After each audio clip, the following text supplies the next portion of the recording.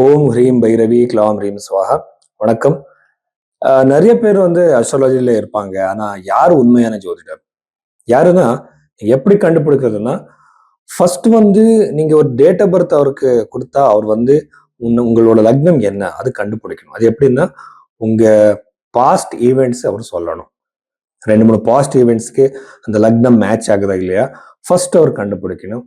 ரெண்டாவது வந்து அவர் பரிகாரம் கொடுக்கும்போது என்னென்னமோ காஸ்ட்லியான பூஜை, ஜெம் ஸ்டோன்ஸு, இந்த நியூமராலஜி, டேரட் கார்டு, அதுக்கப்புறம் வந்து கருங்குலி மலை என்னென்னமோ இருக்கு இல்லையா, அது எல்லாமே புரோத்பர பராசரா ஓரா சாஸ்திரத்துல இல்லை.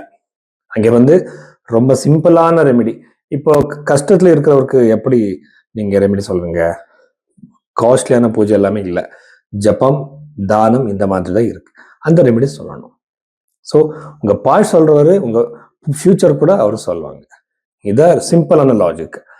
ஸோ நான் எப்படி சொல்றேன்னா, ஒருவேளை உங்ககிட்ட டேட் ஆஃப் பர்த் சரியா இல்லைன்னா கைரேகை நாம பார்க்கணும். கைரேகை எப்படின்னா வெஸ்டர்ன் பாமிஸ்ட்ரி மாதிரி கிடையாது. இங்க வந்து நாடி ஜோதிடம் படி நிறைய விஷயங்கள் இருக்கு.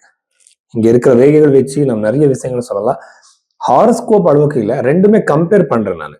ஜாதகம், கைரேகை, ஹோராரி ஆஸ்ட்ராலஜி, பிரஷ்ன சாஸ்திரம், அதுக்கப்புறம் வந்து எல்லாமே சிந்தசைஸ் பண்ணி இந்த விம்சோத்திரி தசை மட்டும் இல்லை, யோகினி தசா, ஜெமினி சர தசா, இந்த நிறைய கண்டிஷனல் தசா எல்லாமே அப்ளை பண்ணி தான் நான் ப்ரெடிக்ஷன்ஸ் கொடுப்பேன். ஸோ இந்த மாதிரி உங்க ஜாதகம் பார்க்கறதுக்காக நீங்க இந்த நம்பருக்கு நீங்க கன்சல்டேஷன் எடுத்துக்கலாம். மேஷ ராசி 2026 மார்ச் 15க்கு அப்புறம் வந்து ஒரு வாரத்துல என்னென்ன விசேஷங்கள் இந்த மேஷ ராசியில பிறந்தவருக்கு இருக்கு பார்க்கலாம். ஃபர்ஸ்ட் விஷயம் வந்து கல்யாண யோகம், திருமண யோகம். ஸோ யார் யாருக்கு இன்னும் கல்யாணம் நடக்கல, யார் யார் தேடுறீங்களோ அவர் எல்லாருக்குமே திருமணம் நடக்கிற சான்சஸ் இருக்கு, என்கேஜ்மெண்ட் சான்சஸ் இருக்கு, நிறைய வாய்ப்புகள் சான்சஸ் இருக்கு மேசராசில பிறந்தவருக்கு. ஆனா இங்க இன்னொரு விஷயம் இருக்கு. நிறைய பேர் வந்து பயப்படுத்துறாங்க இந்த சாடை சாத்தி நடந்துட்டு இருக்குன்னுட்டு. ஆனா சாடை சாத்தி உங்க மேல நெகட்டிவ் அஃபெக்ட் பண்ணணும்னா ஃபர்ஸ்ட் வந்து பின்னாஷ்டக வர்க்கத்துல சனிக்கு கம்மி பாயிண்ட்ஸ் இருக்கணும். அதுக்கப்புறம் வந்து சனி வந்து அவயோகி ஆயிருக்கணும். அதுக்கப்புறம் வந்து சனியோடு தசை அந்தரசை 10 தசை எங்கேயாவது ஒரு பிளேஸ்ல அந்த சனி இருக்கணும். ஸோ எங்கேயும் கனெக்ஷன் இல்லாதனால பயப்படுறதுக்கு ஒண்ணுமே இல்லை. நீங்க அனுமான் சாலிஸ் சொல்லலாம், அதோட எஃபெக்ட் கம்மியாயிடும். ஆனா ரிசர்ச் படி இந்த சாடை சாத்திய சனி நடக்கும்போது நிறைய பேருக்கு வந்து சக்சஸ் கிடைச்சிருக்கு. ஸோ அப்படி கூட இருக்கலாம். ரெண்டாவது ஒரு பாசிட்டிவான திங் என்னன்னா, வீடு கட்டுறதுக்கு, ப்ராப்பர்ட்டி வாங்குறதுக்கு ரொம்ப நல்ல டைம் கண்டிப்பா அமையிற வாய்ப்பு இருக்கு. அதுக்கப்புறம் வந்து கட்டியிருக்கிற வீடு வாங்குற சான்ஸ் அதிகமா இருக்கு. சில பேருக்கு வந்து பூர்வீக சொத்து கிடைக்கிற சான்சஸ் கூட அதிகமா இருக்கு. மேஷ ராசியில பிறந்தவர் 11th ஹவுஸ்ல ராகு இருக்கிறதுனால ஜாகிரதையா இன்வெஸ்ட்மெண்ட் பண்ணுங்க. ஜாகிரதையா நீங்க இன்வெஸ்ட்மெண்ட் பண்ணா கண்டிப்பா சக்சஸ் இருக்கு. ரியல் எஸ்டேட் ஆயிருக்கலாம், ஸ்டார்ட் அப் ஆயிருக்கலாம், எந்த மாதிரியான பிசினஸ் கூட ஆயிருக்கலாம், கண்டிப்பா சக்சஸ் இருக்கு. அதுக்கப்புறம் வந்து 6th ஹவுஸ் லார்ட் இந்த 11th ஹவுஸ் வந்து கண்டிப்பா கடன் பிரச்சனை வரும்.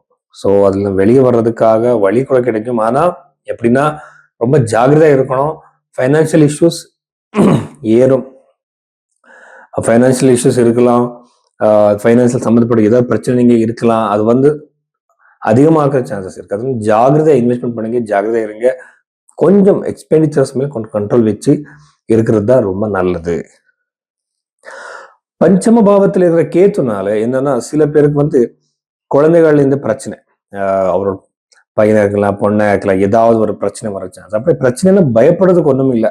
நிறைய அஸ்ட்ராலஜர்ஸ் வந்து பயப்படுத்துறாங்க, என்னென்னமோ நடக்கும், அப்படி நடக்கும், இப்படி நடக்கும்னுட்டு.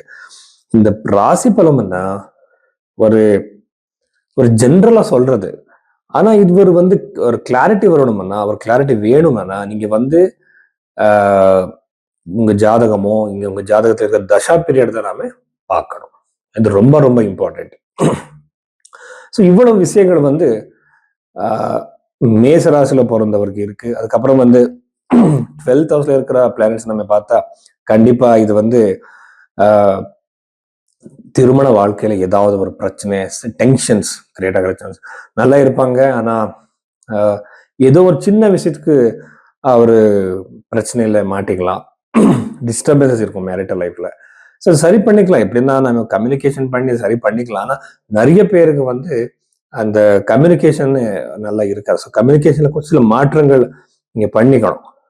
அதுக்கப்புறம் வந்து யாரையாவது ஜாபுக்காக தேடுறீங்களோ, புதுசான ஜாப் கிடைக்கிற சான்சஸ் இன்டர்வியூ கொடுத்திருந்தா அங்கே கூட சக்சஸ் இருக்கு. ஜாப் விட்டுட்டு நீங்க பிசினஸ் பண்றதுக்கு யோசிச்சுட்டு இருக்கலாம். அங்கே கூட உங்களுக்கு சக்சஸ் இருக்கு. வெளிநாட்டுல ஜாப் தேடுறீங்களோ அவருக்கு கூட சக்சஸ் இருக்கு.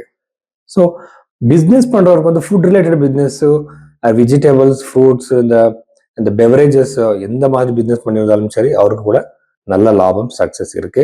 ஸோ இத்தனை விஷயங்கள் வந்து மேசராசில பொறுத்தவரைக்கும்.